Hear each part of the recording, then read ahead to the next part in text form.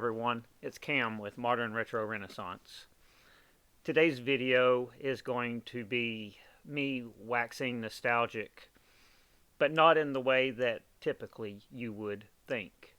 This game, Keio Flying Squadron, is a game that I'd never played until 3 days ago, but I still have nostalgia for it, which I know seems kind of strange.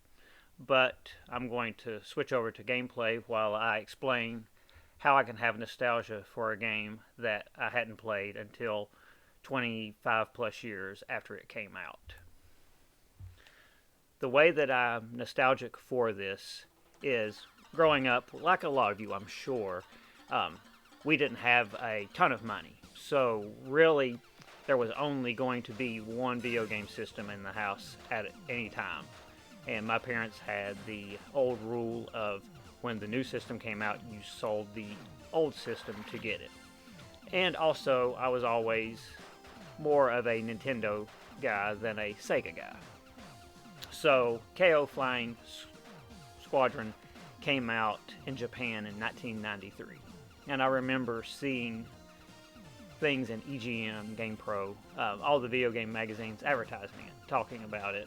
And I remember seeing pictures of the anime cutscenes and just in 1993 thinking that was the greatest thing ever, because this was kind of the beginning of full motion video and console gaming.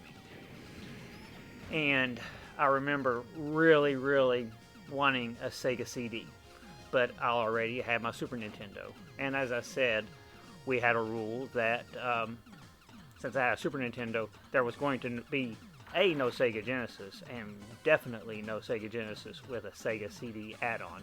That was going to be way too much money. So, Keio Flying Squadron comes out in the United States around 1995. By that point, I had just got my Sony PlayStation for Christmas of '94, I believe it was. So, at that point, there was still no chance of me getting this game. This game is a shoot 'em up. More specifically, it's a cute 'em up. And I recently purchased a Anbernic RG353V handheld emulator, and one of the first games that I picked up and downloaded was said game, because I finally had the chance to do something that I'd wanted to do for over 25 years, and that was play Keio Flying Squadron. A little background. As of the recording of this video, Keio Flying Squadron is a cult classic game. Apparently it did not sell well, which means that copies out in the wild now are hard to come by. A loose disc of this game is going for close to $600. Complete in box, about $2,000. A new copy will run you about $3,000. If I was not getting this game because of finances back in 1995, there is no way that I can justify dropping $600 to $3,000 for the game today. This is why I really appreciate emulation, because I got to play a game that I had nostalgia for, because I remember being a teenager and having the want to play this game and never getting the chance. Emulation has made it possible for me to, in the future, do something I could not do in the past.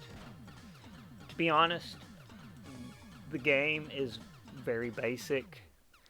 It's not the best shoot 'em up that I've ever played. It's probably not in the top 50, may not even be in the top 100. But it was a fun ride. It was everything that my 15-year-old self could have wanted out of a video game.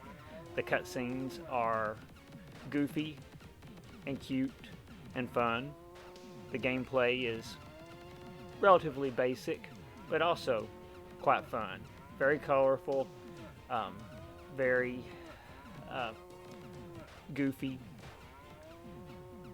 I'm very happy that I got to play this game.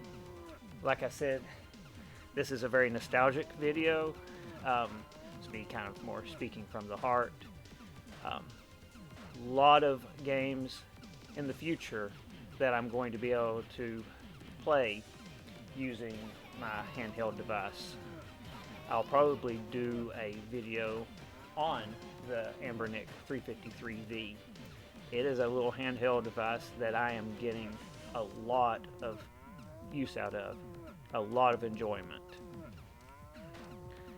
What are some games that you really wanted to play back in the day that you never got a chance? I would love to hear about those in the comments. I hope this video has sparked something in you guys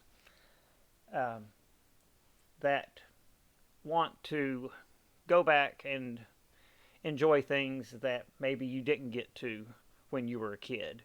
As adults, sometimes we do get to go back in time, figuratively speaking, and relive things from yesterday.